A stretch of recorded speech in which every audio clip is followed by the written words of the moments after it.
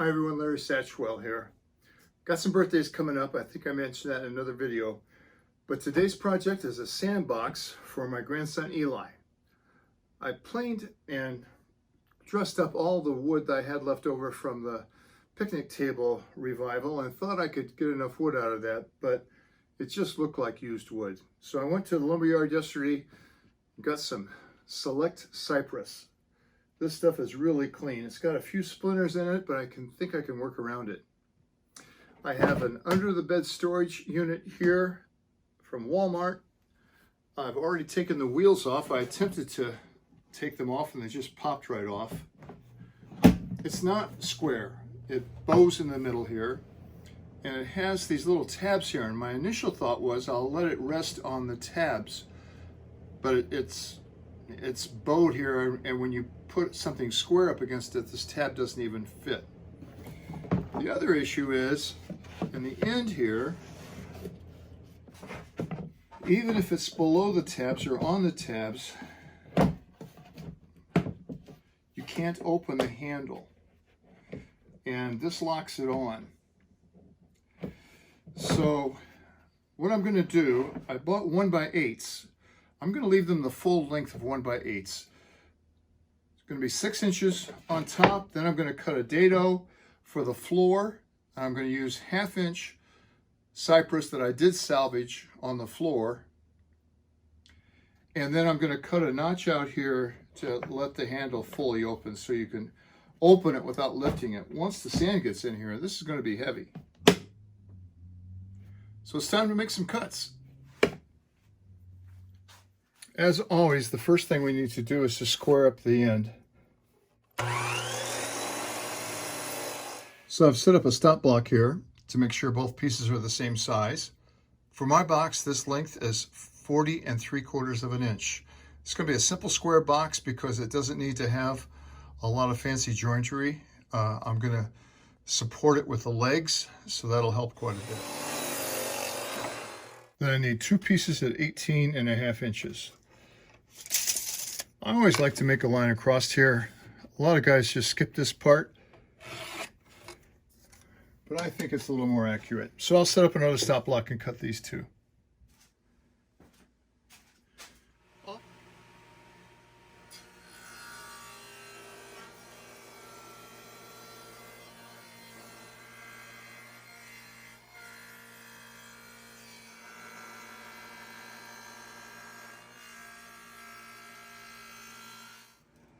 This is medium gap filling CA. Put an accelerator on this side. And the only thing I don't like about this is you've got one shot to get it right.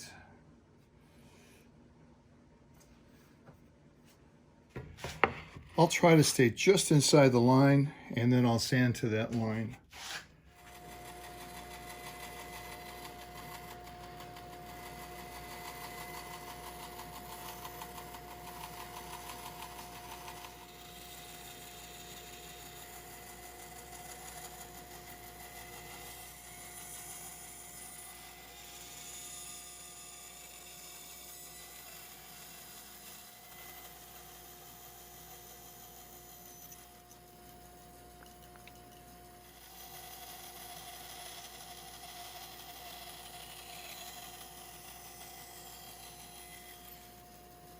Great part about the tape is that it comes right off. It leaves no sticky residue like the double-sided tape does. A nice clean surface.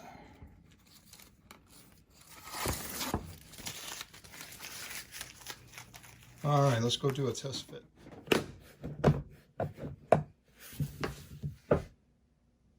All right, it opens with no problem, but I think the sides are too long. I've done a lot of fiddling around with this, and I'm going to recut these sides. They were 40 3/4. I'm going to cut them down to 40 inches even. That's a much better fit. Handles fit perfect. Able to open it up. This is almost ready to go together. Well, there's one more thing I want to do today before I leave, and that's glue these together. Kind of. They're going to float right here.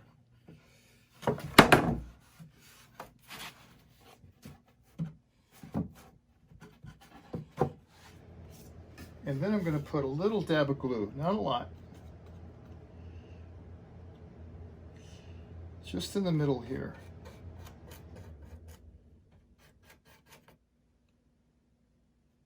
It's no big deal if they do come apart, but depending on where you have this, you don't want a lot of sand coming through.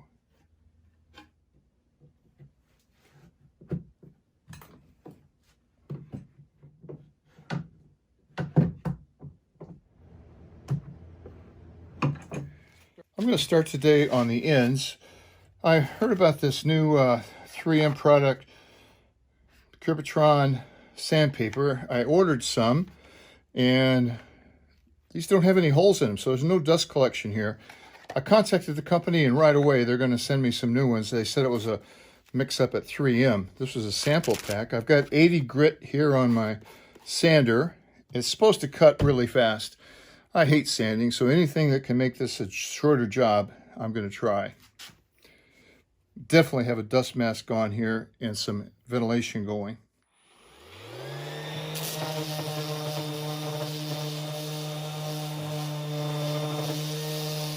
It really does cut fast. That's real time. That's impressive. Just have a small 1/8 inch round over bit here.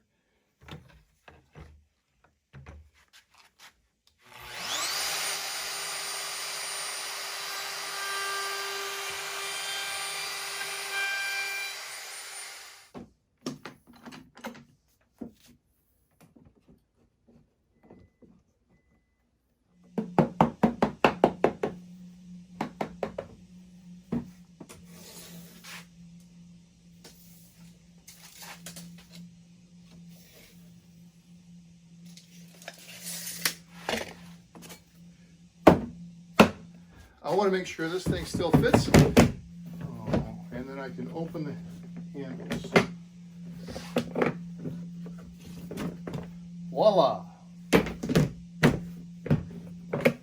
As Jeff Peterson would say, play on. I want some play in here. This wood's going to move. This bottom is not going to be glued in. So this last piece needs to be 4 7/8 inches wide. So to glue this last piece, I've attached a little painter's tape on each side. If I could just work this in.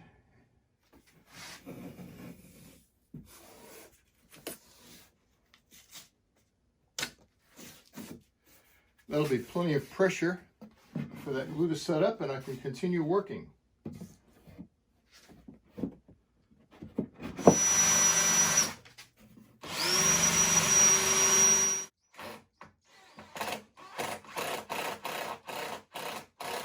These screws are not going to be seen in the end. So this is what I'll have in the end. These boards hide the screws. This corner will get glued together, and then both sides will get tapered. Time to cut some tapers.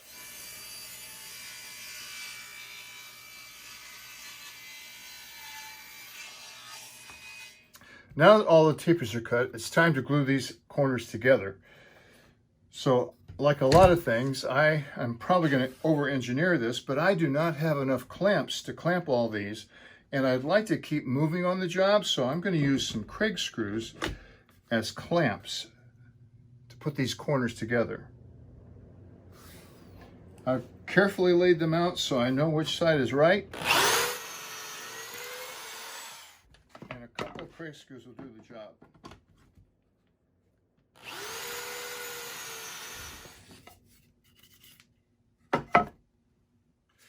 Now it's just a matter of repeating that process.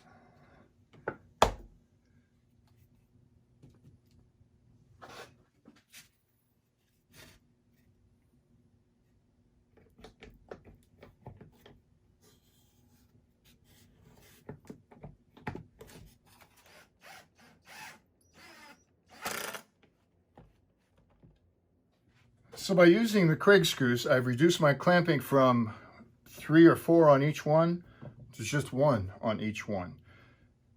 Now I can keep moving. I'm going to be using 1.5 screws here. I've chosen these because they have a nice wide head on them, kind of different. Better holding power, I think. I'm going to be attaching these from the inside. I'll be using 8 screws on each leg. These are 1.5" by number 8s. If you do the math, 3/4 and 3/4 is 1.5 inches. So that puts these tips really close to the side. Now I don't want any of these to come through and have a danger of scratching somebody. So I could do this on a grinder, but this is so much easier and safer. I'm just going to put these in the bolt cutters and snip off the end.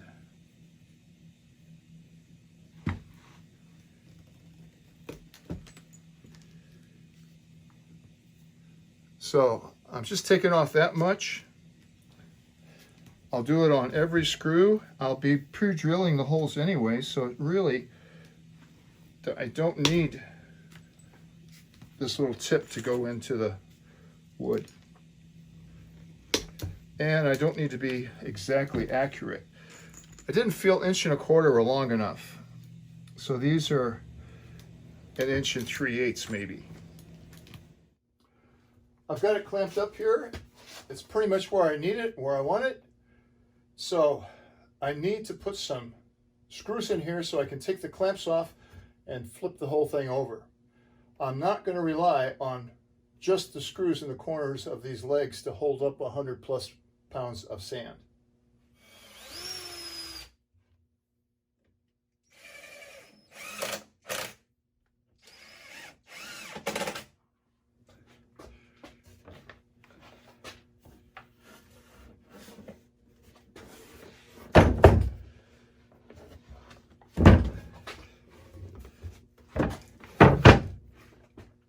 So this is some of the old picnic table, and it's not bad. It's not in bad shape at all.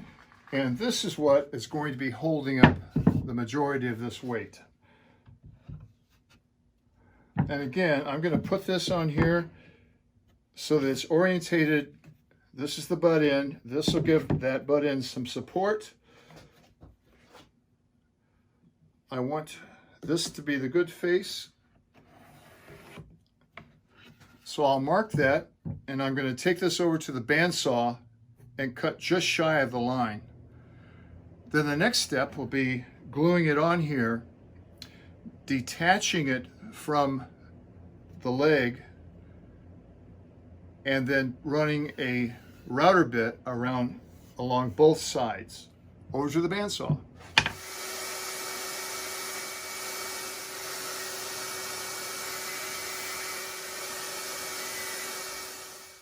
This piece is going to get glued on now, and it'll cover up those Craig screws. All glued up, and I think I've officially used every clamp I own. So instead of getting the router out, I decided just to take my block plane and bring these down to size. With the router, you take a chance of chip out here if the grain's not going right, and it's pretty close to the line.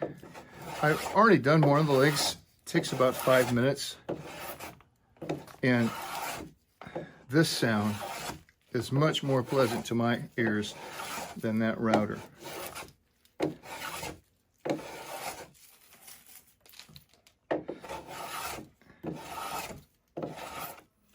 Also take the edge off this very quickly.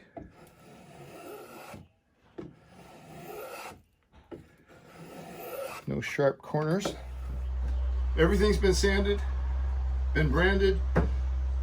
Little note on the bottom here for Eli.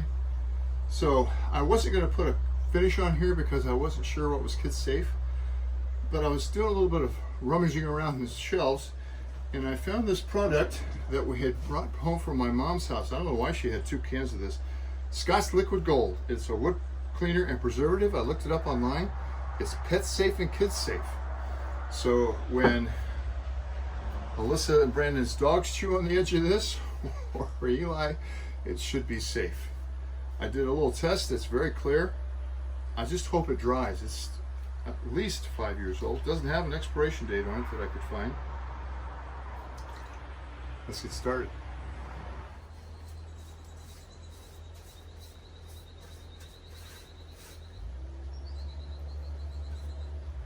Well, the directions say to put it on, and wipe it off with a clean cloth. So that's what we'll do. It has a very pleasant smell. I like working with cypress. Well, I think it's finished. I'm going to let this air dry for a while. May put a second coat on it. Some of the softwood soaked up a lot more than the harder parts, but I think it looks okay. Well, there's only one thing left to do before I give it to Eli for his birthday, and that's the strength test.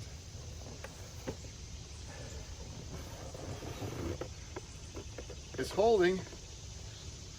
Well, there you have it. A Montessori style cypress sandbox for Eli. Eli, I hope you have years of enjoyment with it. And thanks for watching. How do I get out of here? Karen!